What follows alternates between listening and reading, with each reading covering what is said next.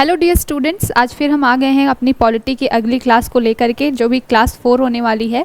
और आज की क्लास में हम क्या डिस्कस करने वाले हैं, जितने भी शेड्यूल्स हैं हमारे कॉन्स्टिट्यूशन में उसको हम डिस्कस करने वाले हैं। सभी को मालूम है कि जो कॉन्स्टिट्यूशन में इनिशियली 1 to 8 अनुसूचियाँ थी, उसके बाद में धीरे धीरे अमेंडमेंट करके 4 और अनुसूचियाँ यानी कि शेड्यूल्स हमने जोड़े हैं कॉन्स्टिट्यूशन में।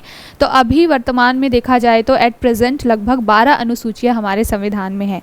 तो उन्हीं सारे टॉपिक्स के ऊपर में आज हमारी क्लास डिस्कशन का टॉपिक पूरा रहेगा ये, और बहुत ही हम कोशिश करेंगे कि बहुत ही छोटी क्लास रखी जाए, सो दैट क्या है, ये एक ऐसा टॉपिक है यहाँ से क्वेश्चन बनते ही बनते हैं। 1-2 क्वेश्चन आपको यहाँ से मिल जाएंगे। बहुत ही इंपॉर्टेंट टॉपिक है ये जितना भी, और साथ के साथ में हर एक टॉपिक में कुछ चीज़ें हैं ऐसी। पहली तो कुछ टॉपिक्स ऐसे हैं जिसमें ब्रीफ में बताने की ज़रूरत है, कुछ टॉपिक्स में ऐसा है कि एक्सप्लेनेशन। अब मान लीजिए जैसे कि 7th शेड्यूल की हम बात करते हैं, तो 7th शेड्यूल में आपके 3 लिस्ट है, कॉन्क्रीट लिस्ट है, सेंटर लिस्ट है, स्टेट लिस्ट है। तो वहाँ पर थोड़ा सा उसको डिस्कशन करना बहुत ज़रूरी हो जाता है, क्योंकि कई बार वहाँ से आपके क्वेश्चन बनते हैं कि कॉन्क्रीट लिस्ट में कैसे टॉपिक्स है, कौन कौन से टॉपिक्स आते हैं, स्टेट लिस्ट के अंदर में कौन से सब्जेक्ट्स आते हैं। तो इन टॉपिक्स के ऊपर में हम बात करेंगे। 7th शेड्यूल को काफ़ी अच्छे से देखेंगे। उसके बाद में अगर आप 8th शेड्यूल की तरफ जाएंगे तो वहाँ पर पूरी 22 भाषाओं के बारे में बोला गया है। तो इनिशियली जब 8th शेड्यूल बनाया गया था, कॉन्स्टिट्यूशन में शामिल किया गया था, तो वहाँ पर जो 14 भाषाएँ शामिल थी, उसके बाद में हमने क्या किया, समय समय पर अमेंडमेंट के थ्रू और भी भाषाओं को जोड़ा। तो इस तरीके से जिन भी शेड्यूल्स में, जिन भी टॉपिक्स में लगेगा कि हमें उसको और ज़्यादा एक्सप्लेनेशन की और ज़्यादा डीप में डिस्कशन करने की ज़रूरत है, तो उन टॉपिक्स को हम क्या करेंगे, बहुत अच्छे से एक तरीके से डिस्कस करेंगे। क्योंकि जिन भी टॉपिक्स से क्वेश्चन बनने की ज़्यादा संभावनाएँ होंगी, उन टॉपिक्स को मैं बहुत अच्छे से डिस्कस करने वाली हूँ।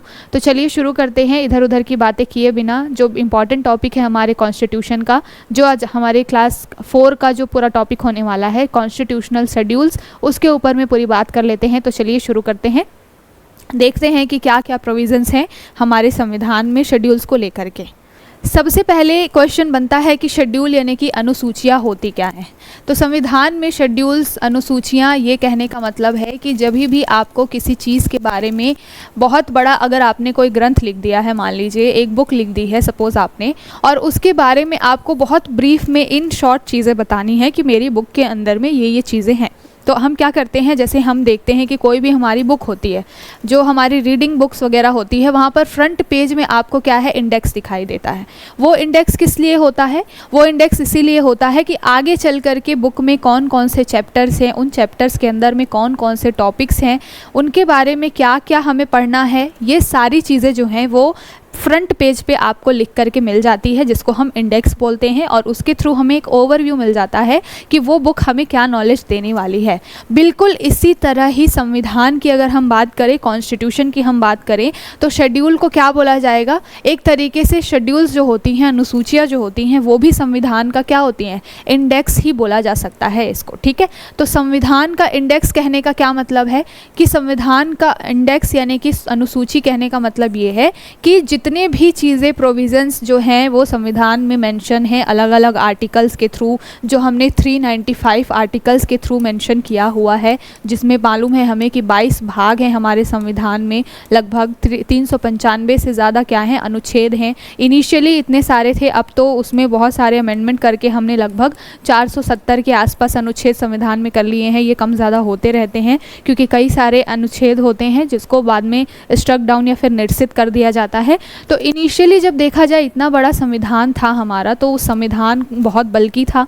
उसको अगर इन शॉर्ट क्रिस्प में समझना है तो फिर क्या, इसके पहले की क्लास में हमने प्रस्तावना के बारे में जाना था। तो प्रस्तावना भी अगर कोई पढ़ता है तो उसको संविधान का एक ओवरव्यू मिल जाता है कि हमारे संविधान की क्या भावना है। तो कई बार ये क्वेश्चन उठ सकता है कि मैम अगर संविधान भी वही चीज़ें, अनुसूचियाँ जो है वो भी वही चीज़ें बता रही है और प्रस्तावना भी वही चीज़ें बता रही हैं, तो फिर इसमें डिफरेंस क्या है। देखिए, प्रस्तावना कहने का, प्रियम्बल कहने का मतलब है, प्रियम्बल में क्या क्या चीज़ें मेंशन है कि हम भारत के लोग भारत को इतनी स्वतंत्रता, न्याय, ये सारी चीज़ें दिलाने का काम करेंगे। तो वो संविधान की भावना को बताता है। प्रस्तावना और अनुसूचियों में अंतर यह है कि प्रस्तावना जो है वो संविधान की भावना बताता है कि हमारे संविधान में हमारी जनता को क्या क्या चीज़ें दी गई हैं।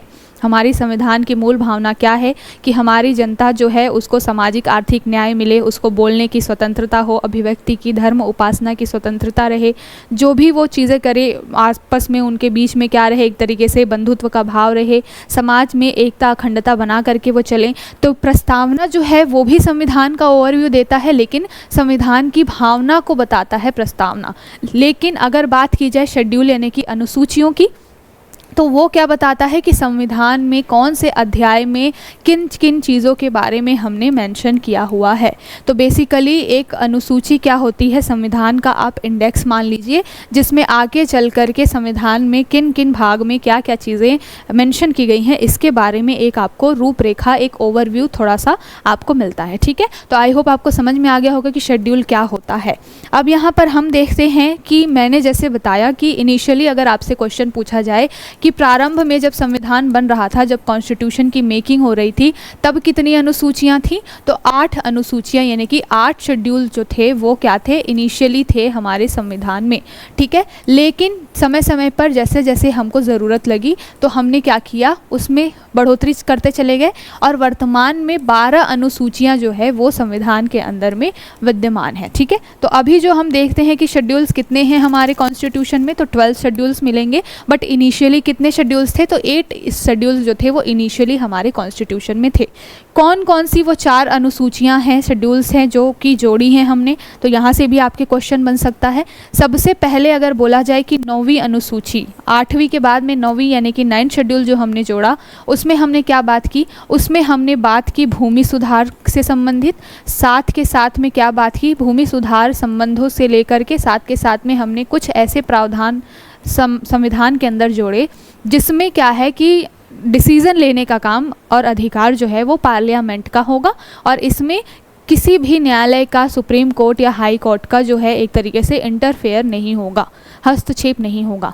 तो 9th शेड्यूल में जो टॉपिक्स जुड़ जाते हैं, एक तो ज़मीन वगैरह से रिलेटेड चीज़ें थी इसमें, साथ के साथ में आगे चल के इसमें और भी सारे प्रोविजंस जोड़े गए। बेसिकली इसको बोला जाता है विधि मान्यीकरण। विधि मान्यीकरण का मतलब क्या है कि कोई भी कानून अगर पार्लियामेंट बनाता है तो फिर उसको किस तरीके से लेकर के चलना है, वो कितना लीगल है, कितना इलीगल है, ये सारी चीज़ों को ध्यान में रखने का काम पार्लियामेंट का होगा। तो 9वीं अनुसूची में जो भी टॉपिक्स जुड़ जाते हैं उसको बोला जाता है कि यहाँ पर जो है न्यायपालिका की एक तरीके से समीक्षा करने की जो शक्ति है वो चली जाती है। ठीक है, तो ये जो है 9th शेड्यूल हमने कब बनाया, सबसे पहला संविधान संशोधन किया हमने कब, 1951 में। तो 1951 में हमने जो है पहला संविधान संशोधन किया, और ये पहला संविधान संशोधन यानी कि जो फर्स्ट कॉन्स्टिट्यूशनल अमेंडमेंट है, ये करके हमने क्या किया, 9वीं अनुसूची को संविधान के अंदर में जोड़ा। अभी मैं बताते चल रही हूँ कि 8 से अनुसूची 12 कैसे हुई। ठीक है, तो पहला संविधान संशोधन करके भूमि सुधार से संबंधित, साथ के साथ में कानूनों के विधि मान्यीकरण। विधि मान्यीकरण का मतलब है कि कौन सा कानून कितना ज़्यादा एक तरीके से सही है या गलत है, इसके बारे में जो अधिकार हैं या फिर इसके बारे में जो डिसीज़न लेने का काम है वो पार्लियामेंट का होगा। सुप्रीम कोर्ट, हाई कोर्ट यानी कि न्यायपालिका इसमें हस्तक्षेप, इंटरवीन नहीं करेगी। ठीक है, तो ये 9th शेड्यूल में चीज़ें जोड़ी गई। फिर आता है 10th शेड्यूल। 10th शेड्यूल में क्या क्या चीज़ें जोड़ी गई, सबसे पहले तो 52nd अमेंडमेंट किया गया था, 52nd कॉन्स्टिट्यूशनल अमेंडमेंट किया गया था, और उसके तहत कब किया गया, ये 1985 में। और जब जा कर के हमने 10वीं अनुसूची को संविधान में जोड़ा, इसमें क्या चीज़ें मेंशन है, इसमें दल बदल यानी कि जो एक दल से निकल करके कोई नेता होता है या फिर कोई पार्टी होती है जिसके बहुत सारे मेंबर्स क्या होते हैं, एक दल से निकल करके दूसरे दल में चले जाते हैं, यानी कि दूसरी पार्टी को ज्वाइन कर लेते हैं। तो इन सारे कामों को रोकने के लिए क्या किया गया था, 10वीं अनुसूची जोड़ी गई थी। कब जोड़ी गई थी, 52nd कॉन्स्टिट्यूशनल अमेंडमेंट यानी कि संविधान संशोधन करके 1985 में दल बदल से संबंधित नियम बनाए गए। दल बदल से संबंधित नियम के बारे में मैं जब पढ़ाऊँगी ये टॉपिक तो मैं बताऊँगी कि 2/3 अगर कोई पार्टी का सदस्य है, 2/3 सदस्य अगर किसी पार्टी में चले जाते हैं दूसरी पार्टी में तो उसको दल बदल नहीं माना जाता है, लेकिन अगर कोई अपनी पार्टी छोड़ करके दूसरी पार्टी में जाता है तो उसको एक तरीके से इस शेड्यूल के तहत और कानून के तहत इलीगल माना जाता है, फिर उसके ऊपर कार्रवाई होती है। जब हम सारी चीज़ों को अच्छे से डिस्कस करेंगे डिटेल में तब मैं इसके बारे में फिर से चर्चा करूँगी। फिलहाल 8वीं से हमने 9वीं अनुसूची 10वीं अनुसूची की। 11th और 12th शेड्यूल के बारे में सबको मालूम होता है, बहुत ही इंपॉर्टेंट टॉपिक है ये। 11th शेड्यूल जो है ये कॉन्स्टिट्यूशनल अमेंडमेंट किया गया था कब? 1992 में। कौन सा कॉन्स्टिट्यूशन अमेंडमेंट था? तो ये 73rd कॉन्स्टिट्यूशनल अमेंडमेंट था और इसके तहत क्या जोड़ा गया था? पंचायती राज व्यवस्था को संविधान के अंदर जोड़ा गया था। ठीक है, तो तीसरी अनुसूची जो हमने बाद में जोड़ी है वो कौन सी है? 11th शेड्यूल, कॉन्स्टिट्यूशनल अमेंडमेंट 1992 का था, 73rd संविधान संशोधन था ये, और क्या प्रोविज़न जोड़े गए? पंचायती राज से संबंधित चीज़ें जोड़ी गई इसमें। उसके बाद आता है आपका 12th शेड्यूल, 12वीं अनुसूची, ये भी 1992 में ही हुई थी। 74 जो था वो कॉन्स्टिट्यूशनल अमेंडमेंट था और यहाँ पर नगर पालिका यानी कि म्यूनसिपैलिटी से रिलेटेड जो है प्रोविज़न्स वगैरह शहरों के लिए, बेसिकली शहरी शासन व्यवस्था को चलाने के लिए चीज़ें यहाँ पर जोड़ी गई थी। ठीक है, तो ये जो है एक ओवरव्यू है आपका। अनुसूचियाँ जब आप पढ़ते हैं तो वहाँ पर इसी तरीके के क्वेश्चन बनते हैं। यहाँ से हमने शुरुआत की कि पहले इनिशियली 8 शेड्यूल्स थे, उसके बाद में 9th शेड्यूल को जोड़ा हमने। कब जोड़ा? 1951 में। सबसे पहला कॉन्स्टिट्यूशनल अमेंडमेंट यही है, बहुत ही इंपॉर्टेंट है। 9वीं अनुसूची में अपने भूमि सुधार से संबंधित चीज़ें जोड़ी। उसके बाद में विधि मान्यकरण यानी कि जितना भी कानून बनाएगी पार्लियामेंट उसमें उनको अमेंडमेंट करने का उनके ऊपर हक है। साथ के साथ में ऐसे किसी भी मामले को जो 9th शेड्यूल में जुड़ जाता है उसके आप ले करके कोर्ट में नहीं जा सकते, इस तरीके के प्रावधान बनाए गए थे। लेकिन बाद में फिर जब केशवानंद भारती का केस आया था तो उसमें सुप्रीम कोर्ट ने बोला था कि ठीक है 9th शेड्यूल में हम रिव्यू नहीं कर सकते हैं, लेकिन अगर कोई मुद्दा बेसिक स्ट्रक्चर का आएगा, आधारभूत ढांचे का आएगा, तो उसमें हम बिल्कुल संशोधन करेंगे। ठीक है, तो आई होप आपको एक ओवरव्यू मिल गया कि किसके बारे में बात हो रही है। अब हम एक एक करके देखेंगे कि कौन कौन से शेड्यूल में क्या क्या चीज़ें मेंशन की गई है। तो यहाँ पर आपको सारी चीज़ें मिलेंगी कि फर्स्ट शेड्यूल में स्टेट और यूनियन टेरिटरीज़ के बारे में बात की गई है। उसके बाद में यहाँ पर मैं आपको बताते चलती हूँ 12 अनुसूचियाँ जो जैसे कि अभी हमने देखी कि 12 अनुसूचियों में क्या क्या चीज़ें मेंशन की गई है। ठीक है, तो मैं एक एक करके आपको ओवरव्यू देती हूँ बहुत शॉर्ट में। सबसे पहली अनुसूची जो हमने जोड़ी है उसमें हमने क्या चीज़ें रखी हैं? उसमें हमने राज्यों के बारे में और जितने भी यूटीज़ हैं यानी कि संघ राज्य जो बोला जाता है उनके बारे में हमने चीज़ें मेंशन की है। ठीक है, तो स्टेट प्लस यूटीज़ इनके बारे में हमने शेड्यूल 1 में चीज़ें रखी हुई हैं। जैसा कि अभी हमको मालूम है कि अभी वर्तमान में हमारे पास में 28 राज्य प्लस 8 जो है यूनियन टेरिटरीज़ है। ठीक है, तो ये समय समय पर अमेंडमेंट के थ्रू कम ज़्यादा होते रहे हैं, लेकिन अगर अभी वर्तमान में आप ये स्टेटस देखेंगे हमारे यहाँ पे कितने राज्य हैं और कितने यूटीज़ हैं, तो वो सब के बारे में आपको इसी फर्स्ट अनुसूची में यानी कि पहले शेड्यूल में चीज़ें मेंशन की हुई हैं। ठीक है, इसके बाद आता है इस सबको याद कैसे रखेंगे। सबसे पहले तो याद करने के लिए बहुत ही इंपॉर्टेंट, क्योंकि ये टॉपिक है और यहाँ से आपको मैच द फॉलोइंग में क्वेश्चन बनता है कि पहली अनुसूची में क्या मेंशन है, दूसरी अनुसूची में क्या मेंशन है।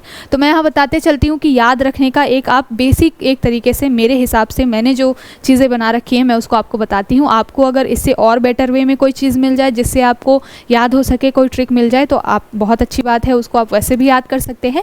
सबसे पहले हम देखते हैं याद रखने का तरीका क्या। तो सबसे पहले कॉन्सेप्ट समझिए कि पूरी जो पॉलिटी है वो किस लिए आई है। राज्य व्यवस्था कहने का मतलब क्या है कि राज्य में किस तरीके से पूरा लॉ एंड ऑर्डर को लेकर के चलना है, किस तरीके से कानून बना करके लेके चलना है, सो दैट शांति रहे, जनता जो है उसकी जीवन यापन की सारी चीज़ें उसको मिले, जो उसकी लाइफ है बहुत अच्छे से चले। इसके लिए पूरा जो कॉन्सेप्ट है वो पॉलिटी का कॉन्सेप्ट है। तो सबसे पहले कौन सा टॉपिक आता है इसमें? राज्य व्यवस्था में व्यवस्था बाद में आती है, राज्य पहले आता है। ठीक है, तो आपको इस तरीके से याद रखना है कि फर्स्ट शेड्यूल में क्या चीज़ें हैं, किसके बारे में मेंशन किया गया है, राज्य के बारे में फर्स्ट शेड्यूल में मेंशन किया गया है। अब हम याद रखेंगे कैसे कि सेकंड शेड्यूल में क्या है। तो जब राज्य बन जाता है तो उस राज्य को चलाने के लिए कोई अथॉरिटी तो होनी चाहिए, कुछ लोग होने चाहिए जो कि क्या करें, उस राज्य के अंदर में व्यवस्था को देखें यानी कि लॉ एंड ऑर्डर को देखें। तो सेकंड अनुसूची में मेंशन क्या क्या है?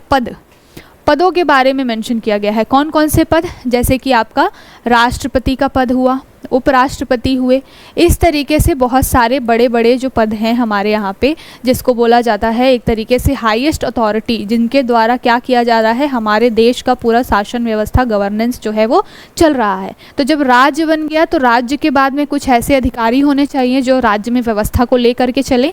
तो उसके लिए सेकेंड शेड्यूल जोड़ा गया है और सेकेंड शेड्यूल में राष्ट्रपति, उपराष्ट्रपति, लोकसभा अध्यक्ष, पीएम वगैरह इन सब के बारे में चीज़ें मेंशन है, इन सब के पदों के बारे में है। ठीक है, कि इनका पद होगा, इसके बारे में आपको सेकंड शेड्यूल में चीज़ें मिलेंगी।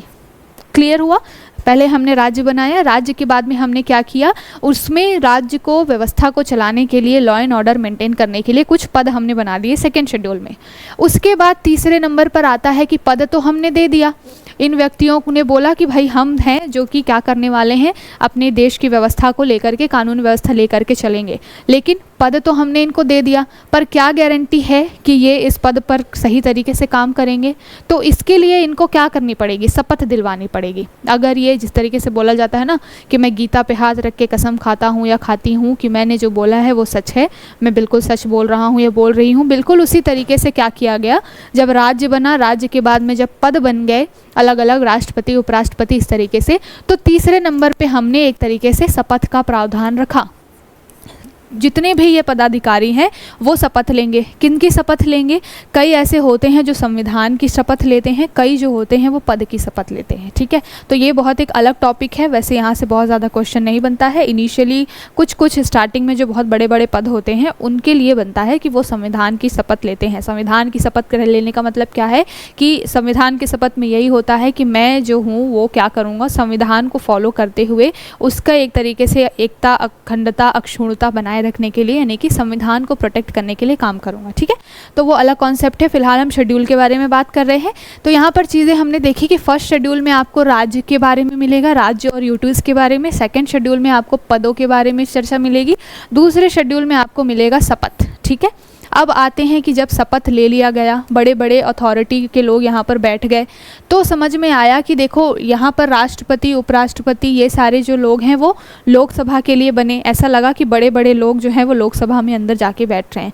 फिर राज्यसभा के अंदर भी चीज़ें आई कि 10 लोग अगर मान लीजिए अकेले शासन व्यवस्था को नहीं चला पाएंगे, इतने बड़े लेवल पे शासन व्यवस्था चलानी है तो बहुत ज़्यादा लोगों की ज़रूरत पड़ेगी। तो फिर यहाँ पर सोचा गया कि क्यों ना राज्यसभा के लिए भी एक सीटें हों और राज्यसभा में भी कुछ और लोग आएँ जो कि हमारी हमारी एक तरीके से हेल्प करें, so that law and order को बहुत अच्छे तरीके से मेंटेन करके रखा जाए, कानून व्यवस्था और अच्छी से बहाली हो सके। इसलिए राज्यसभा के सीटों का आवंटन कर दिया गया। ये जो चीज़ें मैं बता रही हूँ ये स्टोरी फॉर्म में बता रही हूँ, एकदम से आप ये मत ढूंढने लग जाइएगा बुक में कि ये चीज़ें ऐसी ही मेंशन होंगी। मैं बस एक समझाने के लिए, एक तरीके से कि आपको याद हो जाए सीक्वेंस में चीज़ें, इसके लिए मैं ये बता रही हूँ। ठीक है, तो राज्यसभा में सीटों के आवंटन के लिए फिर बात हुई कहाँ पर, फोर्थ जो शेड्यूल था हमारा उसमें। ठीक है, उसके बाद में अब ये चारों चीज़ें हो गई। चारों चीज़ों में हमने क्या देखा, पहले हमने राज्य बना दिया, उसके बाद हमने पद दे दिए, उनके बाद वो लोगों को, उन व्यक्तियों को हमने शपथ दिला दी। फिर हमें लगा कि और ज़्यादा लोगों की ज़रूरत है तो हमने क्या किया, राज्यसभा में सीटों का आवंटन कर दिया। अब जब राज्य सीटों का आवंटन कर दिया हमने राज्यसभा में, तो कुछ रीजनल लेवल पे लोग होते हैं जो कि थोड़े एक तरीके से दबे कुचले समुदाय से आते हैं, जिनका बहुत ज़्यादा शोषण हुआ रहता है। तो वो बोलते हैं कि भाई क्यों यहाँ पर इतने हाईएस्ट अथॉरिटी के लोग ही हैं लॉ एंड ऑर्डर को बनाने वाले, हमें भी तो एक तरीके से हक मिलना चाहिए ना कि हम भी अपने देश के संविधान में और कुछ कंट्रीब्यूट कर पाएँ, हमारे देश के कानून व्यवस्था में कुछ कंट्रीब्यूट कर जाएं। तो यहाँ पर बात आती है उन लोगों की, मार्जिनलाइज सेक्टर्स की, उन वर्गों की, उन समुदायों की जो कि एक तरीके से समाज में थोड़े पिछड़े हैं। तो समाज में अभी सबसे ज़्यादा पिछड़ा आपको कौन दिखाई देगा, अनुसूचित जाति और जनजाति। तो फिफ्थ शेड्यूल में किन के बारे में मेंशन की गई है चीज़ें, अनुसूचित जाति और अनुसूचित जनजाति, यानी कि ST SCs के लिए प्रावधान आपको कहाँ पर मिलेंगे, यहाँ पर इनके प्रशासन से संबंधित जो प्रावधान है वो आपको मिलेंगे फिफ्थ शेड्यूल के अंदर। क्लियर हो गया।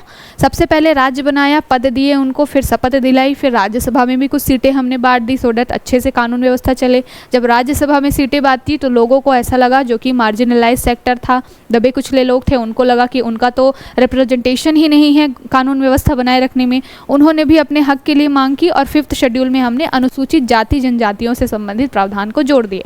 लेकिन जब हमने यहाँ पर अनुसूचियों में, जाति जनजाति क्षेत्रों में एक तरीके से प्रावधान जोड़े तो हमने कुछ क्षेत्रों को बाइकआउट कर दिया। वो पहाड़ी एरिया के क्षेत्र थे, हमारी नज़र में नहीं आए, या फिर हमें ऐसा लगा कि अभी तो ये बहुत ज़्यादा पिछड़े हुए हैं, ये क्या कंट्रीब्यूट कर पाएंगे। तो हमने उन क्षेत्रों को छोड़ करके, कुछ 4 क्षेत्रों को छोड़ करके फिफ्थ शेड्यूल में अनुसूचित जाति जनजाति के लिए प्रावधान कर दिए। लेकिन जब उन लोगों को पता चला कि भाई हमारे जैसे ही लोग तो फिफ्थ शेड्यूल में हैं, फिर हमें क्यों नहीं दी गई हैं ये सारी व्यवस्थाएं, हमें क्यों नहीं कानून व्यवस्था बनाने के लिए अधिकार दिए गए हैं, तब वहाँ पर कॉन्सेप्ट आया सिक्स्थ शेड्यूल का। सिक्स्थ शेड्यूल में कौन कौन से लोग थे? ये क्षेत्र वो क्षेत्र जहाँ पर अनुसूचित जाति जनजातियों के लिए प्रावधान नहीं किया गया था, ऐसे क्षेत्रों को, ऐसी जगहों को, ऐसे स्टेट्स को यहाँ पर सिक्स्थ शेड्यूल में शामिल किया गया। तो कौन कौन है यहाँ पर? यहाँ पर आपको मिलेगा असम, दूसरा होगा मेघालय, तीसरा होगा त्रिपुरा और चौथा होगा मिज़ोरम। ठीक है, तो ये जो 4 क्षेत्र थे इनके बारे में हमने कहाँ पर जोड़ दिया? सिक्स्थ शेड्यूल में जोड़ दिया।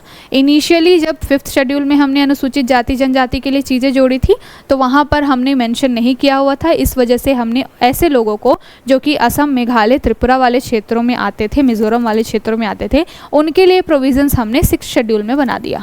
ठीक है, लेकिन इसको याद कैसे रखना है? इसको याद रखिएगा, यहाँ पर आप देखेंगे तो आपको दिखाई देगा AMTM, AMTM यानी कि या फिर आप समझ लीजिए ATM या फिर AMTM।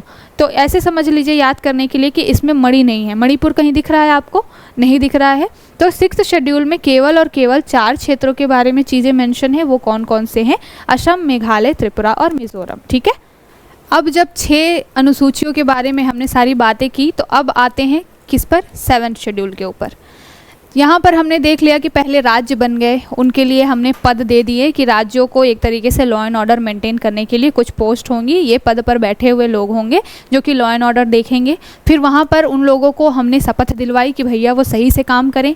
उसके बाद में हमने सोचा कि इतने लोग कम पड़ेंगे तो हमने क्या किया? राज्यसभा में भी सीटों का आवंटन कर दिया, यानी कि 4th शेड्यूल में हमने राज्यसभा के बारे में चीज़ें दे दी।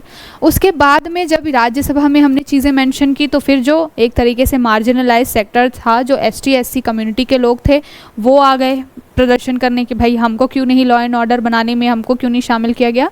तो 5th शेड्यूल में उनके लिए चीज़ें बनी। उसके बाद 6th शेड्यूल में ऐसे क्षेत्र जो छूट गए थे इसकी वजह से, जो कि थोड़े पिछड़े थे, पहाड़ी एरियाज़ थे जो छूट चुके थे, उनको हमने 6th शेड्यूल में शामिल किया। उसमें कौन कौन है? केवल 4 ही स्टेट्स हैं, असम, मेघालय, त्रिपुरा और मिज़ोरम। तो 6th शेड्यूल में आपको याद रखना है कि AMTM में मणि नहीं है, यानी कि ATM में मणि नहीं है, या फिर AMTM कोई ज्वेलरी का नाम है जिसमें मणि नहीं है। मणि जो एक तरीके से यूज़ होती है ज्वेलरीज वगैरह बनाने में। तो इस तरीके से किसी भी तरीके से आप इसको याद कर सकते हैं कि 6th शेड्यूल में केवल असम, मेघालय, त्रिपुरा और मिज़ोरम के बारे में चीज़ें मेंशन है। अब आते हैं 7th शेड्यूल में। 7th शेड्यूल में क्या है? तो यहाँ पर हमने देखा कि जब हमने इतने सारे पोस्ट वगैरह बना दिए तो अब यहाँ पर चीज़ आई, एक कन्फ्यूज़न क्रिएट हुआ कि भैया कौन काम कौन करेगा। बहुत सारे लोग हैं, सेम सारी चीज़ें, जिम्मेदारी इनको दी गई हैं, सारी जिम्मेदारियां हैं कि इनको लॉ एंड ऑर्डर बनाना है, कानून बनाना है, व्यवस्था बनाए रखनी है, लेकिन किस व्यक्ति का, किस पोस्ट का क्या एक तरीके से काम होगा, ये कौन डिसाइड करेगा। तो इसके लिए हमने क्या किया? 7th शेड्यूल में हमने 3 लिस्ट बनाई। 3 लिस्ट कौन कौन सी बनाई? एक तो बनाई हमने स्टेट लिस्ट यानी कि राज्य सूची। दूसरी हमने बनाई सेंट्रल लिस्ट। सेंट्रल लिस्ट यानी कि क्या? केंद्र सूची। ठीक है, साथ के साथ में तीसरी हमने कौन सी सूची बना दी? एक बना दी हमने कॉन्करेंट लिस्ट। कॉन्करेंट लिस्ट में हमने क्या कर दिया? यानी कि इसको कहते हैं हिंदी में समवर्ती सूची।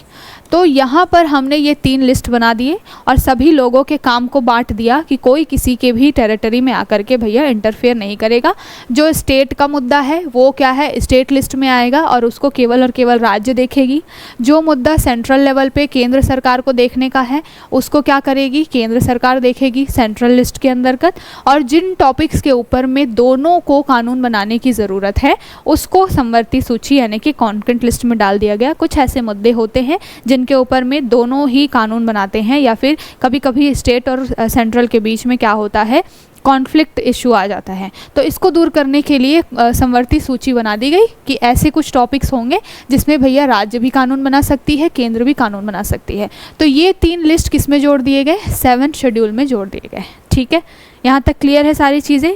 इसी सीक्वेंस में याद करने की कोशिश करिएगा तो आपको आई होप अच्छे से पूरे शेड्यूल्स याद हो जाएंगे। बहुत ही इंपॉर्टेंट है, यहाँ से आपको क्वेश्चन आता है, मैच करने के लिए आता है कि 1st शेड्यूल में क्या चीज़ें मेंशन है, 2nd शेड्यूल में क्या मेंशन है, 3rd शेड्यूल में क्या मेंशन है। ठीक है, तो यहाँ पर जो भी चीज़ें हम डिस्कस कर रहे हैं वो शेड्यूल्स के बारे में ही डिस्कस कर रहे हैं। कॉन्स्टिट्यूशन के जो 12 शेड्यूल हैं उनके बारे में हम डिस्कस कर रहे हैं। ठीक है, अब यहाँ तक बात हो गई कि सारा हमने कानून बना लिया, हमने राज्य बना लिया, पद दे दिए, शपथ करवा दी, सारे ही राज्यसभा को भी देख लिया, अनुसूचित जातियों को देख लिया, असम, मेघालय वगैरह को भी देख लिया और हमने लिस्ट भी बांट दी।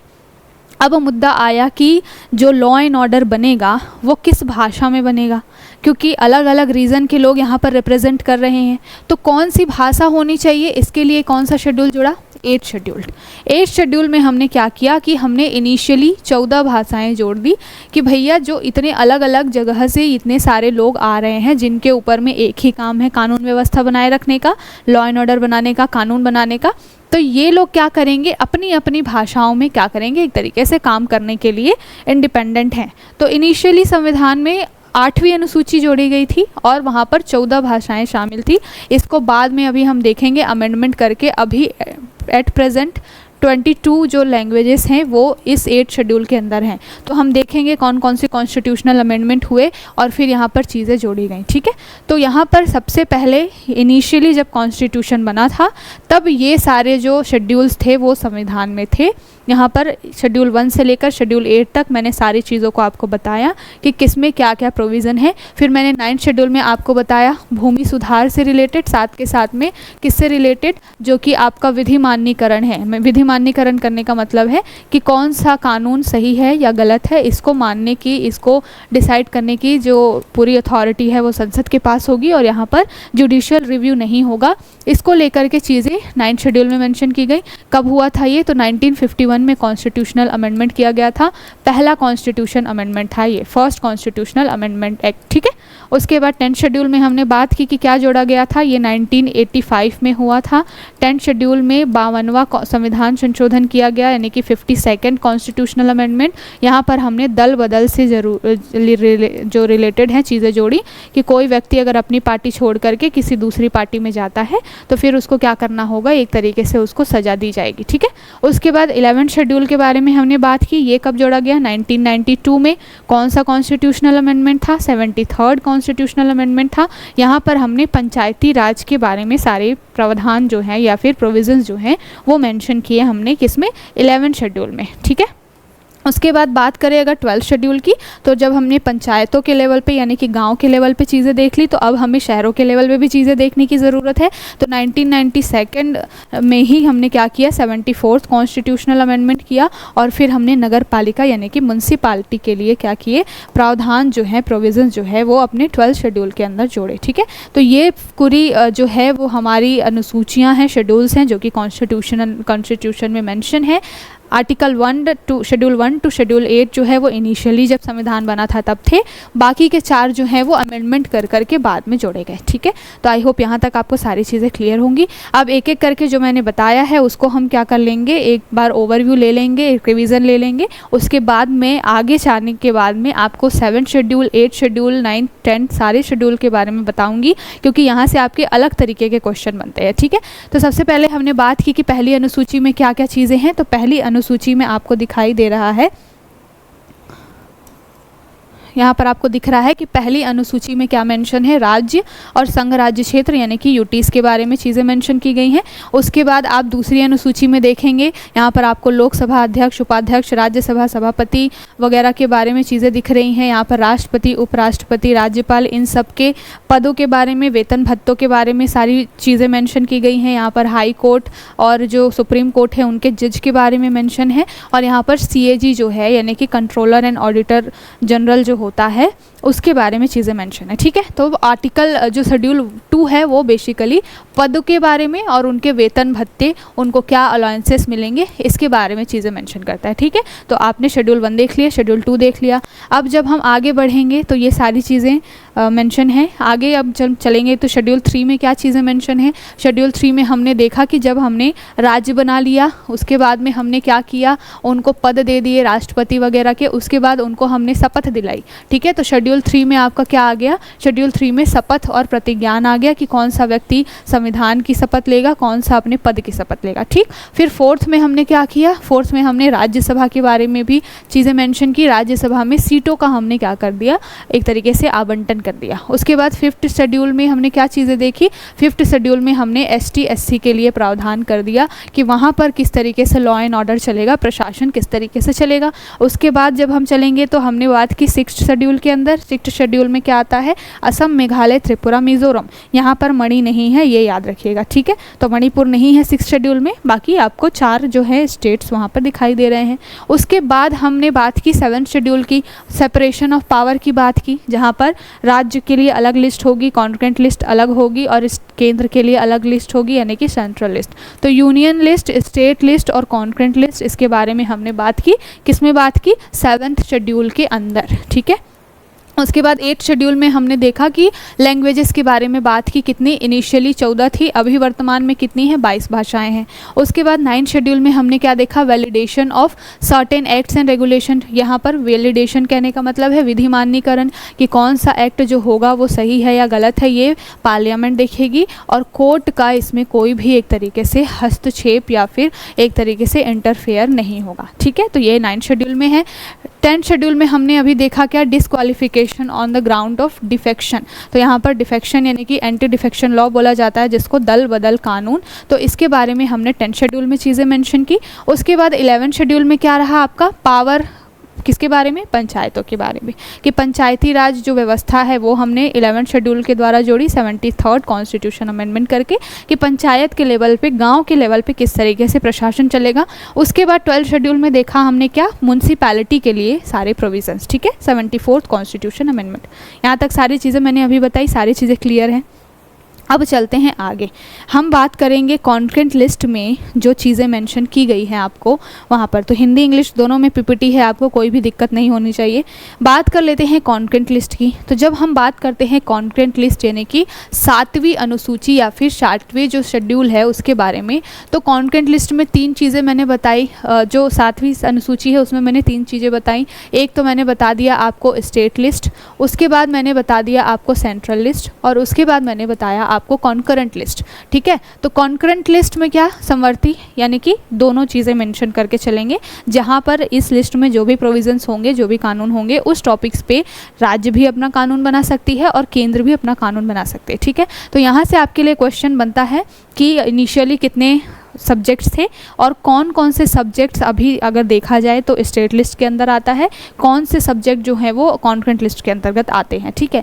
तो अगर आप यहाँ पर देखोगे तो दिखाई देगा आपको कि बहुत सारे लिस्ट हैं। लगभग आपको कॉन्करेंट लिस्ट में अगर आप देखोगे तो आपको 47 थे, जो कि बाद में चल करके 52 हो गए। अगर आप सेंट्रल लिस्ट की बात करोगे तो लगभग इनिशियली सेंट्रल लिस्ट में 97 सब्जेक्ट्स थे, जिसको बाद में 100 सब्जेक्ट कर दिया गया। स्टेट लिस्ट में आप देखोगे तो कहाँ पर दिखेगा आपको 66 से जो शेड्यूल्स थे, टॉपिक्स थे बेसिकली, उसको फिर हमने क्या किया, कम ज़्यादा करके 61 टॉपिक्स अभी स्टेट लिस्ट में हैं।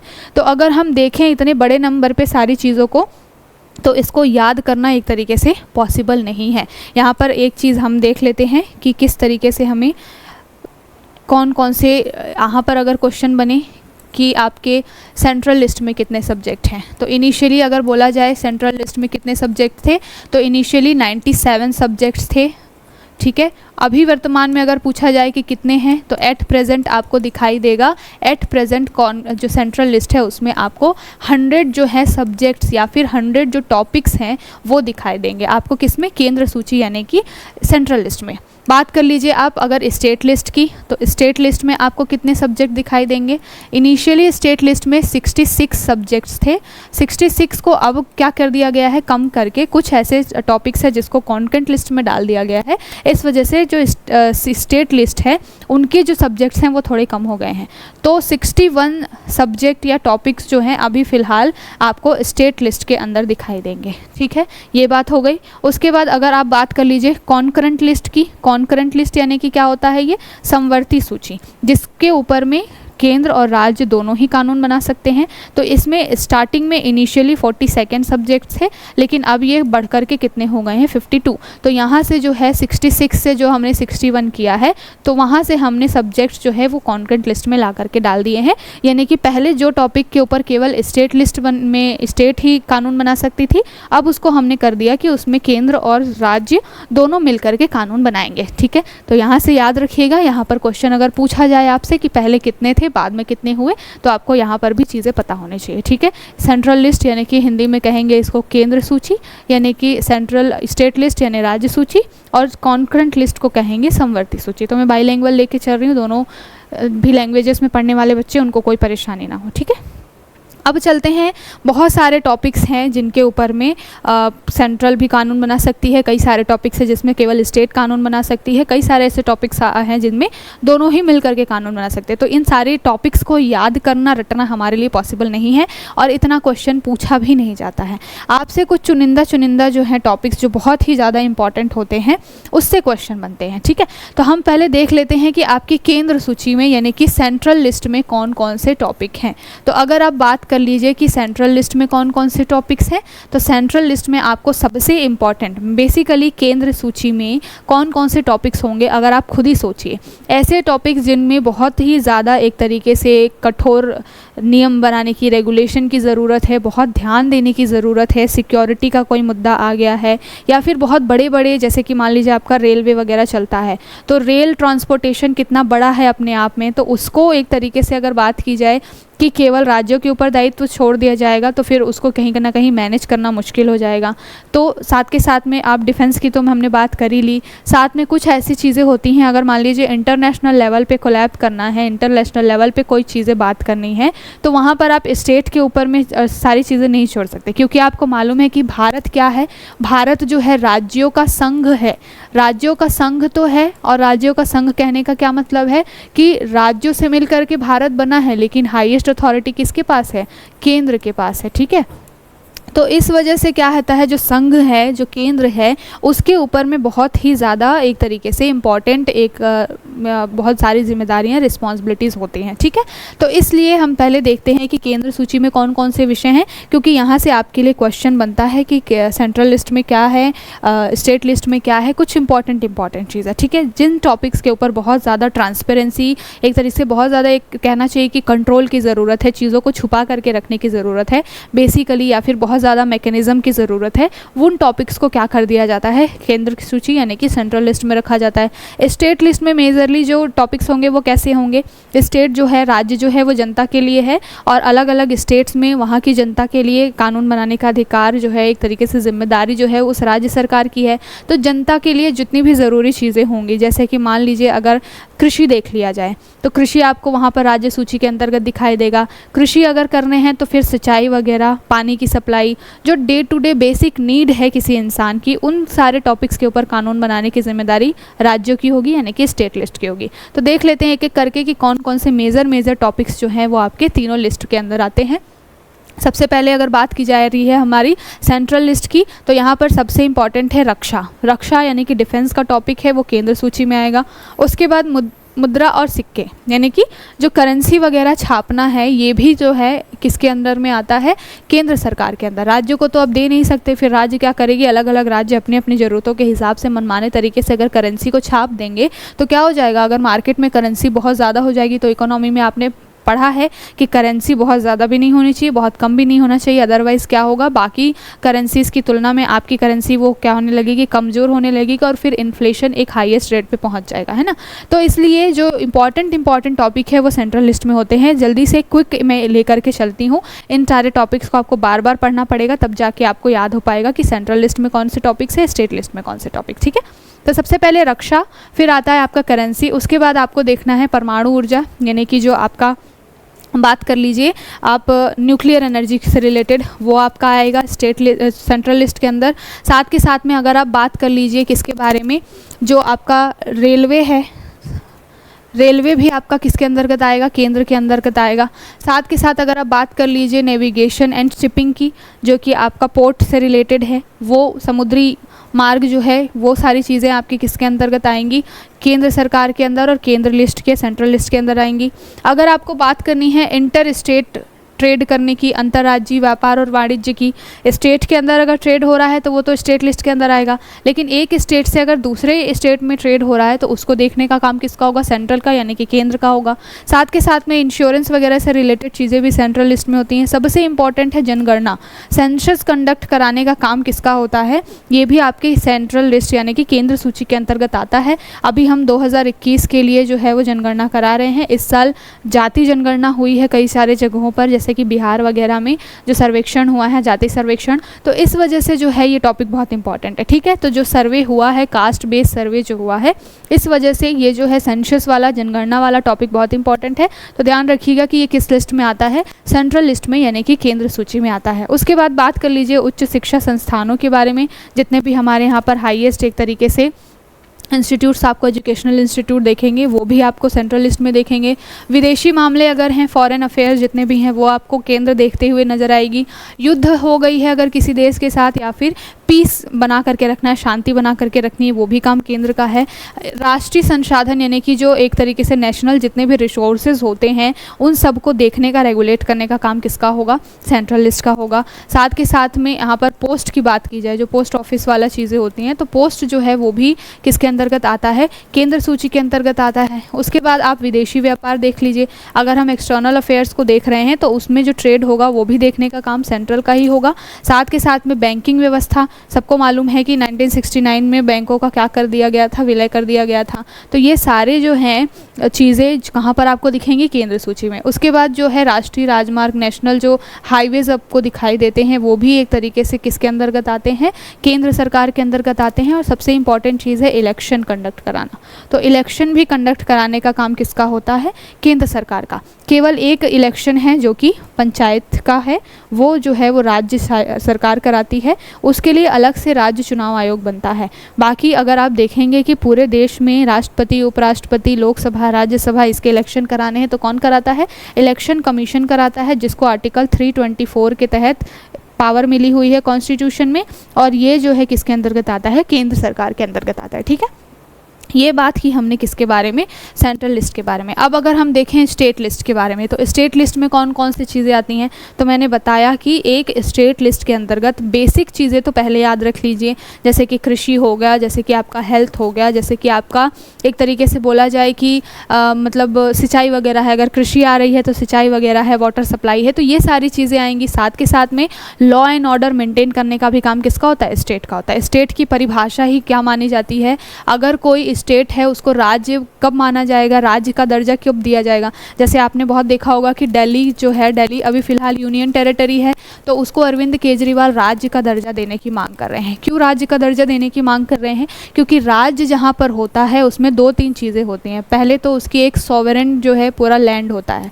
सॉवरेन लैंड होने का मतलब क्या है कि एक तरीके से संप्रभु ज़मीन होती है, एक एरिया होता है, एक तरीके से एक सीमा होती है, जहाँ पर बोला जाता है कि ये पूरा रीजन या ये पूरी सीमा जो है ये इस राज्य की है। ठीक है, तो बॉर्डर जो है वो डिफाइंड होता है किसी राज्य का।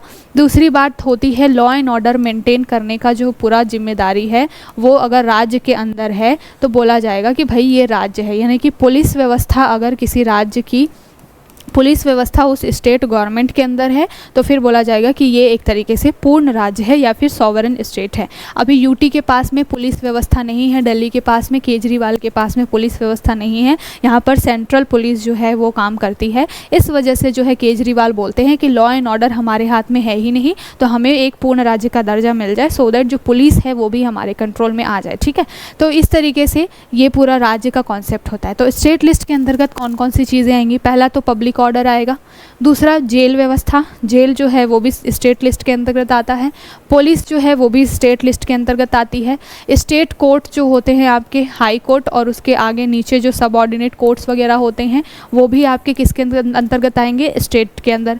लोकल गवर्नमेंट, पंचायत वगैरह से रिलेटेड जो चीज़ें हैं वो भी आपका स्टेट लिस्ट के अंतर्गत आएगा। दूसरी बात है कि हॉस्पिटल, ये भी आपका किसके अंतर्गत आएगा, स्टेट के अंदर। आगे चलेंगे लीकर यानी कि शराब वगैरह जो चीज़ें हैं वो भी स्टेट लिस्ट के अंतर्गत आती हैं, इसीलिए इस पर जीएसटी नहीं लगा हुआ है, आपको ये भी मालूम है, क्योंकि ये स्टेट लिस्ट के अंतर्गत आती हैं और रेवेन्यू का बहुत बड़ा सोर्स होती हैं, तो ये भी आपके राज्य सूची में ही आएगा। ठीक है, उसके बाद में आप देख लीजिए एनिमल हस्बेंड्री, पशुओं से रिलेटेड जितने भी कानून बनाने हैं, देख रेख करनी है गवर्नमेंट का, स्टेट गवर्नमेंट का। इरिगेशन और ड्रेन, जो भी आपका सिंचाई वगैरह से रिलेटेड जो चीज़ें हैं वो भी आपके स्टेट लिस्ट के अंतर्गत आएंगी। रोड पैसेंजर टैक्स, जो रोड बनती हैं वहाँ पर, नेशनल हाईवे तो केंद्र सरकार के अंतर्गत आता है, लेकिन राज्यों के अंदर जो रोड्स निकल के जाती हैं उनका टैक्स कलेक्शन का जिम्मेदारी स्टेट के ऊपर होता है, वो भी स्टेट लिस्ट में। रजिस्ट्रेशन टैक्स वगैरह से रिलेटेड चीज़ें, ये भी आपके किसके अंतर्गत आएगी, स्टेट लिस्ट के अंतर्गत। बात करिए पब्लिक हेल्थ और सैनिटेशन की, यानी कि स्वास्थ्य और स्वच्छता की, तो ये भी आपका स्टेट लिस्ट के अंदर आएगा। दूसरी बात, पिलग्रिम्स विद इन इंडिया, अगर इंडिया के अंदर ही कोई है ऐसे लोग, शरणार्थी जो कि एक जगह से दूसरी जगह पे जाना चाहते हैं, जो तीर्थ यात्रा वगैरह होती है, उसको मैनेज करने का काम किसका होता है, राज्य सरकार का। हमने आपने न्यूज़ में देखा होगा या सुना भी होगा कि उत्तराखंड में कभी रिसेंट में बहुत सारे तीर्थालु या फिर तीर्थयात्री जाते हैं, तो वहाँ पर क्या होता है कि कई सारे स्टेट्स के लोग गए होते हैं वहाँ पे, तो कभी लैंडस्लाइड की वजह से या किसी भी वजह से क्या होता है, लैंडफॉल हो जाता है या लैंडस्लाइड हो जाता है, उसकी वजह से बहुत सारी जानें चली जाती है। तो स्टेट फिर वहाँ पर क्या करता है, एक तरीके से लॉ एंड ऑर्डर बनाए रखने का और फिर कंपनसेशन देने का काम करता है। तो पिलग्रिम्स वगैरह की जो व्यवस्था होती है विद इन इंडिया, वो देखने का काम किसका होता है, स्टेट्स का। लेकिन अगर मानसरोवर की यात्रा किसी को करने जानी है, जो कि इंटर इंडिया चला जाता है, मतलब कि इंटरनेशनल काम हो गया, वो आपको दिखाई देगा कि कैलाश पर्वत, जो कि चाइना के अंदर कहीं ना कहीं तिब्बत के अंदर आती है चीज़ें, तो वहाँ पर अगर यात्रा करने जाना है तो फिर उसको देखने का काम सेंटर का होगा। तो इंडिया के अंदर अगर कोई एक जगह से दूसरी जगह तीर्थ यात्रा करने जा रहा है, तो उसको जो है जिस राज्य में यात्रा होती है वहाँ की गवर्नमेंट देखने का काम करती है। ठीक है, उसके बाद एग्रीकल्चर, मैंने बताया जिस तरीके से कृषि जो है वो भी आपके स्टेट लिस्ट के अंदर आएगी। दूसरी बात, वाटर सप्लाई, अगर कृषि अंदर आ रही है तो जल की आपूर्ति भी जो है वो कहाँ पर आएगी, स्टेट लिस्ट के अंदर ही आएगी। फिशरीज जो है, मछली पालन, मत्स्य पालन, ये सारी चीज़ें आपकी किसके अंदर आएगी, स्टेट लिस्ट के अंदर आएगी। और माल कर जो होता है, गुड्स टैक्स जो होता है, ये भी जो है वो स्टेट लिस्ट के अंतर्गत आता है। तो ये सारे जो टॉपिक्स है वो आपके बहुत इंपॉर्टेंट टॉपिक्स है, यहाँ से क्वेश्चन बनता है, इस वजह से हमने एक इंपॉर्टेंट टॉपिक्स को शामिल किया हुआ है स्टेट लिस्ट और सेंट्रल लिस्ट में। आगे अगर आप देखोगे, ये सारे हिंदी में वही सारी चीज़ें हैं जो अभी हमने बात की स्टेट लिस्ट के बारे में। आगे आप देखोगे कॉन्करेंट लिस्ट में कौन कौन सी चीज़ें आती हैं। कॉन्करेंट लिस्ट क्या होता है, जिसको हिंदी में कहते हैं समवर्ती सूची, जहाँ पर दोनों ही केंद्र और राज्य दोनों मिल करके क्या कर सकते हैं, कानून बना सकते हैं। तो कॉन्करेंट लिस्ट के अंतर्गत क्या आता है, सबसे पहले क्रिमिनल लॉ, जितने भी आईपीसी सीआरपीसी आपको दिखाई देते हैं, ये सारे के सारे किसके अंतर्गत आते हैं, कॉन्करेंट लिस्ट के अंदर, जिसमें कि केंद्र भी कानून बना सकती है और राज्य भी कानून बना सकती है। ठीक है, दूसरी बात, मैरिज डिवोर्स से रिलेटेड चीज़ें हैं, जो कि एक तरीके से विवाह होता है, तलाक होता है, इनसे रिलेटेड चीज़ों में दोनों ही कानून बना सकते हैं, केंद्र भी और राज्य भी। अगर स्टैंप ड्यूटी है, कॉन्ट्रैक्ट वगैरह है, तो वहाँ पर क्या होगा, स्टैंप ड्यूटी वगैरह, नोटरी वगैरह कराने का काम है, तो ये सारी चीज़ें जो है स्टैंप ड्यूटी वगैरह वो आपके आएंगे कॉन्करेंट लिस्ट में। दूसरी बात है जस्टिस, एविडेंस एंड ओथ, तो न्याय देखने का काम तो भाई कोई भी कर सकता है ना, वो राज्य के भी अंदर आ सकता है, वो केंद्र के भी अंतर्गत आ सकता है।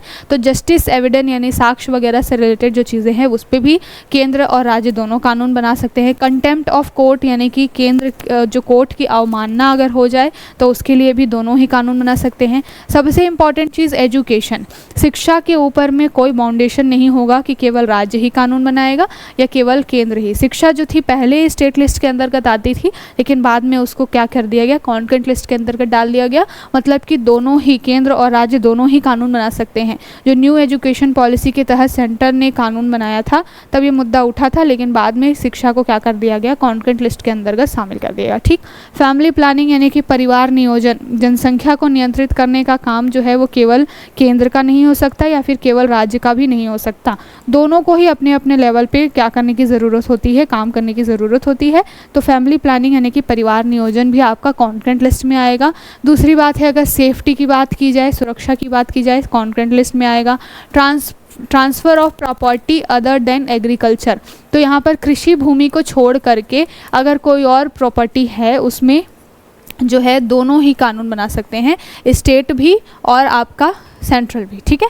तो इसको ध्यान रखिएगा। बैंक करप्ट हो जाए, अगर बैंकिंग से रिलेटेड, दिवालापन से रिलेटेड कोई मामला है तो वहाँ पर भी दोनों ही बना सकते हैं। सिविल प्रोसीजर्स होते हैं जो कि एक तरीके से, सिविल का मतलब क्या होता है, दीवानी मामले जितने भी होते हैं, क्रिमिनल्स को छोड़ करके बाकी जो एक तरीके से ज़मीन जायदाद से रिलेटेड कोई भी मुद्दा होता है तो उसमें भी दोनों कानून बना सकते हैं। क्राइम जो है वो भी समवर्ती सूची के अंतर्गत आता है। लेबर वेलफेयर यानी कि जो मजदूर हैं उनके कल्याण के लिए कोई भी कानून बनाना है तो वो भी दोनों ही कॉन्करेंट लिस्ट में आता है, समवर्ती सूची में आता है। तो राज्य और केंद्र दोनों ही कानून बना सकते हैं, ठीक है। तो बहुत सारे टॉपिक्स हैं इसके अंदर में, अगर आप एक एक करके पूरे टॉपिक्स को पढ़ते जाएंगे तो आपको स्टेट लिस्ट में 97 से 100 टॉपिक्स पढ़ने पड़ेंगे। आपको सेंट्रल लिस्ट में, आपको स्टेट लिस्ट में 61 से अब 61 हो गया है, इतने टॉपिक पढ़ने पड़ेंगे।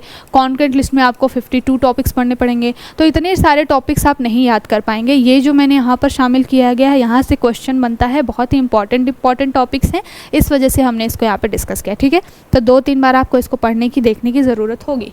अब चलते हैं, बात करते हैं 8th शेड्यूल के बारे में, ठीक है। 8वीं जो अनुसूची है उसके बारे में बात की जाए अगर, तो यहाँ पर बात मैंने की कि इनिशियली 8वीं अनुसूची में कितनी भाषाएं थी, 14 भाषाएं थी, ठीक है।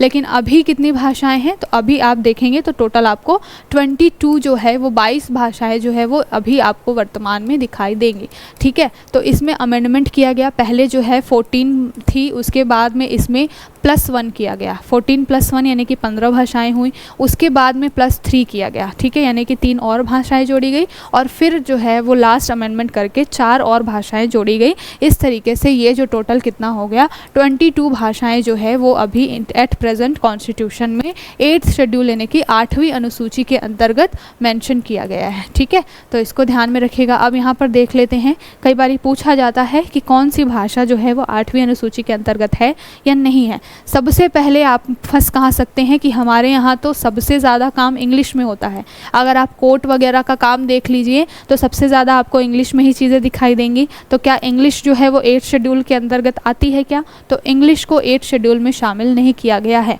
जहाँ पर बच्चा फंसेगा वो यहीं पर फंसेगा, ध्यान में रखिएगा। इंग्लिश जो है वो हमारे कॉन्स्टिट्यूशन में जो शेड्यूल है 8 अनुसूची 8 है, 8th शेड्यूल है, उसमें इंग्लिश मेंशन नहीं है 22 भाषाओं में, ठीक है। अब थोड़ा सा एक क्विक देखते हैं कि सबसे पहले कौन कौन सी भाषाएं हैं, ठीक है। तो अल्फ़ाबेट वाइज जाएंगे अगर, तो हम देखेंगे कि असम, फिर बांग्ला, बोडो, डोगरी, गुजराती, हिंदी, कन्नड़, कश्मीरी, कोंकणी, मैथिली, मलयालम, मराठी, मणिपुरी, नेपाली, ओडिया, पंजाबी, संस्कृत, संथाली, सिंधी, तमिल, तेलुगु और उर्दू।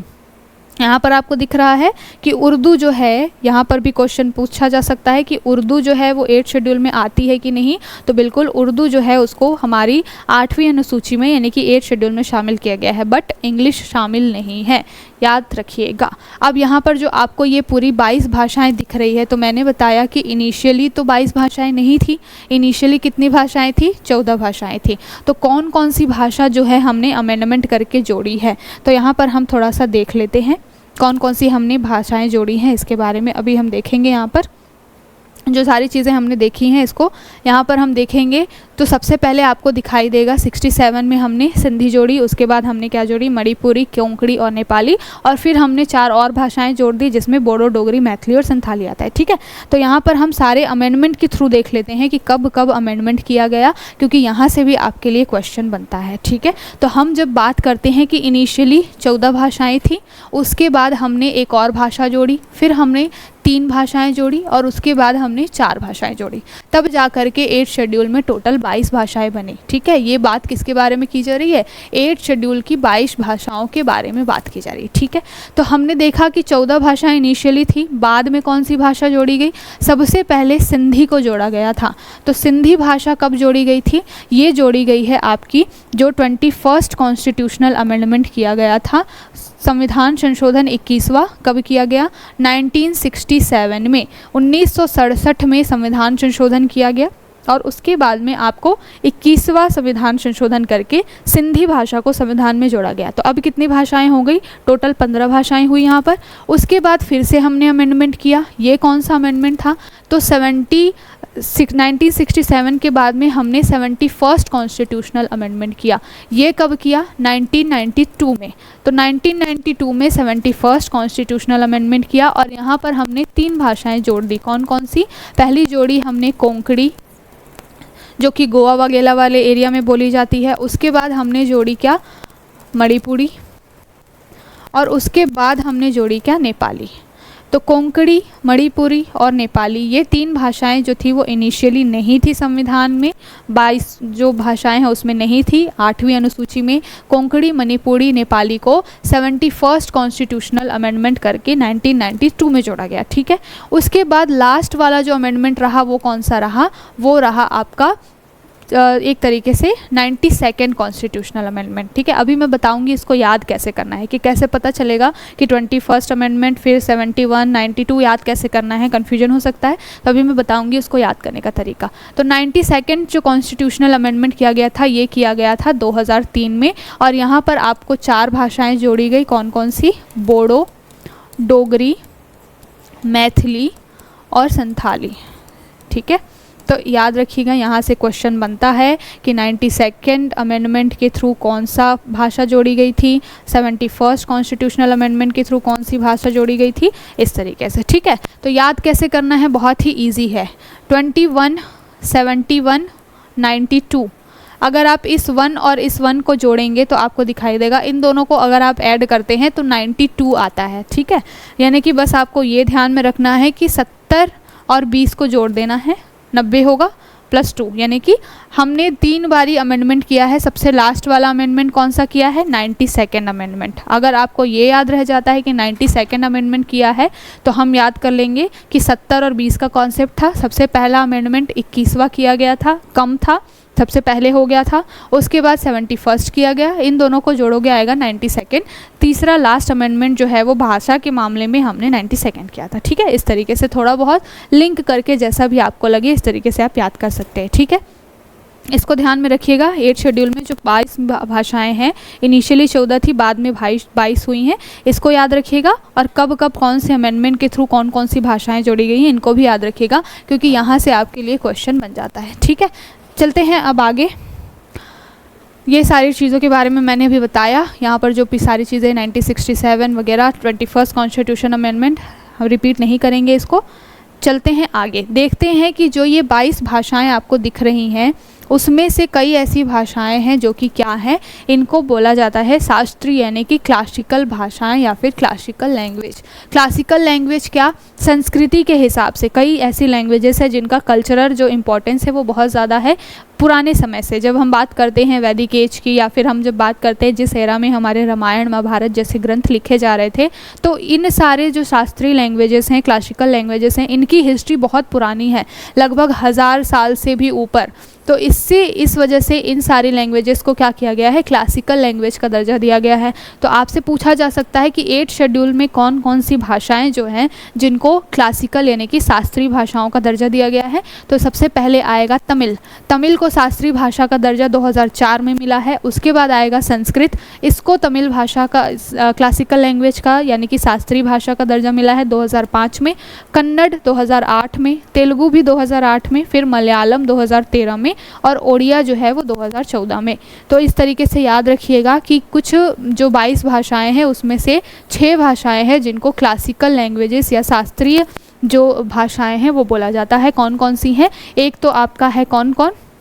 तमिल, दूसरा है आपका संस्कृत, तीसरा है तमिल है तो फिर तेलुगु भी होगा, तो तीसरा आपको तेलुगु भी दिखाई देगा। उसके बाद आप देखेंगे अगर तो आपको दिखाई देगा कन्नड़, दूसरा आपको उसके बाद दिखाई देगा मलयालम या फिर मलयाली, और फिर आपको दिखाई देगा क्या? ओडिया। ठीक है। तो ये जो हैं 6 भाषाएं जिसको क्लासिकल भाषा यानी कि शास्त्रीय भाषा का दर्जा दिया गया है। ठीक है। याद रखिएगा इसको। कब कब दिया है बहुत ज़्यादा इंपॉर्टेंट नहीं है, पर कभी पूछ ले तो तमिल सबसे पहले जोड़ा गया था क्लासिकल लैंग्वेज के रूप में। उसके बाद संस्कृत का नंबर, फिर कन्नड़ आता है, तेलुगु आता है, मलयालम, देन लास्ट में ओडिशा। तो ये 6 क्लासिकल लैंग्वेजेस हैं। तो यहाँ से आपके लिए क्वेश्चन बनता है, इसको हमने डिस्कस कर लिया। तो 7 शेड्यूल 8 शेड्यूल सारे हमने अच्छे से डिस्कस किए। उसके बाद में हमने 9 शेड्यूल के बारे में मैंने बता ही दिया है। 9 शेड्यूल में क्या क्या चीज़ें मेंशन है। तो 9 शेड्यूल में आपको भूमि सुधार और जो विधि माननीकरण से यानी कि एक तरीके से अप्रूवल क्या है, लॉ जो है वो कौन बनाएगा, किस तरीके से। फिर मैंने 10th शेड्यूल बता दिया आपको, जो है डिटेंशन से या डिफेक्शन, एंटी डिफेक्शन लॉ जिसको बोला जाता है, दल बदल वाला, वो सारी चीज़ें हुई हैं। तो इसको बस याद रखिएगा, इनका कब कब इनको जोड़ा गया, ठीक है। 9th शेड्यूल 1951 फर्स्ट कॉन्स्टिट्यूशन, बार बार इसलिए बोल रही हूँ ताकि आपको क्लास ख़त्म होने तक ये सारी चीज़ें याद हो जाए। 10th schedule 52nd constitution amendment 1985। उसके बाद में 11th और 12th तो पता ही है आपको। पंचायती राज में टोटल 19 सब्जेक्ट हैं, ठीक है। कब किया गया है? 73rd कॉन्स्टिट्यूशनल अमेंडमेंट करके। ये भी क्वेश्चन पूछा जाता है कि पंचायती राज के अंतर्गत कितने सब्जेक्ट आते हैं? 29 सब्जेक्ट। म्यूनसिपालिटी के अंदर जो नगर पालिका से रिलेटेड है तो यहाँ पर आपको लगभग 18 सब्जेक्ट्स दिखाई देंगे। ये कब किया गया था? 74th कॉन्स्टिट्यूशनल अमेंडमेंट था। ये भी दोनों एक ही साथ किए गए थे 1992 में, और दोनों जो है एक्ट तो 1992 में बना था, बट एक तरीके से इम्प्लीमेंटेशन जो है वो 1993 में हुआ था, ठीक है। तो ये जितने भी हमारे शेड्यूल्स थे उसको काफ़ी अच्छे से हमने डिस्कस किया है। जितने टॉपिक से आपके लिए क्वेश्चन बन सकते थे उसको हमने देखा, ठीक है। तो ये था आज का पूरा टॉपिक। आई होप आपको सारी चीज़ें बहुत अच्छे से समझ में आई होंगी। जितना भी ये शेड्यूल से क्वेश्चन आते हैं, जिस तरीके के क्वेश्चन बनते हैं, मैंने उसको यहाँ पर डिस्कस किया है, और उम्मीद करती हूँ कि आपको क्लास पसंद आई होगी। वनडे एग्जाम्स के लिए ये टॉपिक बहुत इंपॉर्टेंट होते हैं। जितने भी टॉपिक्स को डिटेल में देखने की ज़रूरत थी मैंने वहाँ पर डिटेलिंग से आपको डिस्कस किया है, और सारे टॉपिक्स जो है इस तरीके से पढ़ाने की कोशिश की है कि आपको लगभग चीज़ें याद हो जाए, ठीक है। अगली जो क्लास होगी हमारी उसमें हम पार्ट्स के बारे में देखेंगे। कॉन्स्टिट्यूशन के जो 22 पार्ट्स हैं, 22 भाग हैं, उसके बारे में, साथ के साथ जो इनिशियली 395 जो आर्टिकल्स थे उसके बारे में हम बात करेंगे। वो भी काफ़ी इंपॉर्टेंट टॉपिक है, वहाँ से भी क्वेश्चन बनते हैं। लेटेस्ट में जो अमेंडमेंट करके शेड्यूल्स, आर्टिकल्स वगैरह जो जोड़े गए हैं, भाग वगैरह जोड़े गए हैं, उसको भी हम अगली जो क्लास होगी उसमें देखेंगे। तो आई होप आपको अच्छा लगा होगा ये सेशन। फिर मिलेंगे अगली क्लास के लिए, तब तक के लिए पढ़ाई करते रहिए, अपना ध्यान रखिए। शुक्रिया, bye bye and take care.